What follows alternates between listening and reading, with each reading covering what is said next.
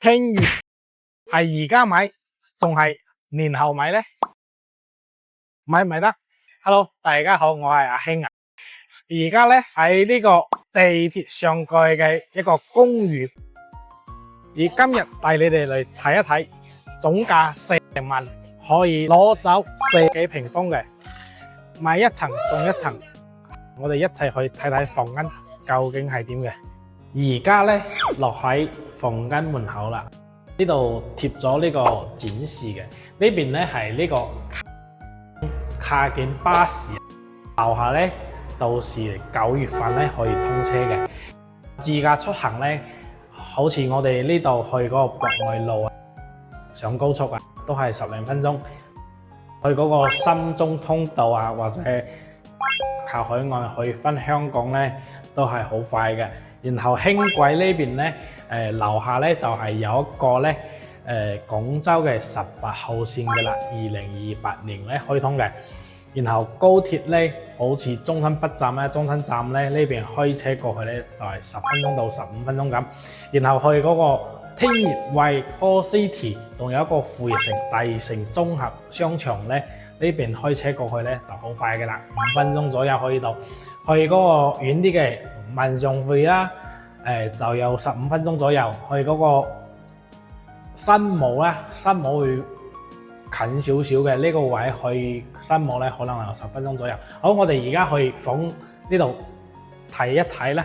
跟住我嘅鏡頭咧，而家係呢個房入邊嘅，呢個房咧坐咗67嘅平方，坐2層，2層咧。上面咧係做咗2個房間嘅，呢個客廳做咗係中空，呢度仲有一個小小嘅衣帽間啦。呢個大啲屏風咧有個好處係咩咧？呢個廚房啊手米大啲啊，然後呢邊咧就做咗有個陽台俾你。我哋去2樓，而家咧就喺2樓嘅啦。你睇下呢度中空呢個客廳咧係嘛？企喺呢度都係幾舒服下嘅。呢度咧就係休息區嘅啦。休息區咧呢邊有朋友嚟咧，呢度可以做一個客房啦，或者做個電競房都係可以嘅啦。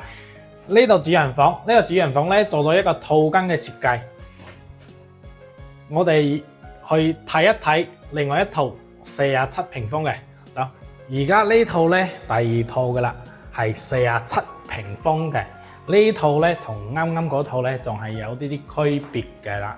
呢邊咧佢呢個食飯呢個位咧係比較細啲嘅，然後咧佢設計咧同嗰個中空咧做咗2個房間咧都係唔同嘅。佢呢個房間咧就喺呢下邊嘅，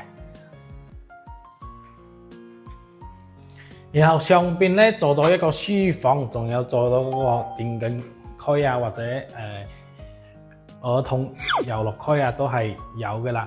呢一套咧細啲，但係咧呢套細精靚。嗱，呢套咧係今日拍嘅第3套嘅啦。呢套啊真係好開揚嘅，可以先睇下呢個景觀啦。喺樓下咧可以睇到嗰邊有個泳池嘅，視野咧真係相當開闊。呢套咧都係做咗一個中空嘅客廳。喺呢個餐廳位咧，做呢個位咧都係可以嘅啦。樓上咧做咗2個房，一個衛生間。呢個平方數咧係46方嘅。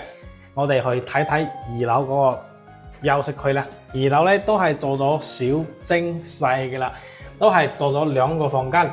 呢個房間咧你可以稱為佢主人房嘅。呢個房間稍微大啲啦。呢個可以做埋書房或者電競房都係可以嘅。如果你覺得房間唔夠用咧，呢度做個客房都係完全 OK 嘅。如果喺中意呢個東區啟功新城地鐵上蓋嘅呢個公寓感興趣嘅咧，可以聯繫我帶你睇樓。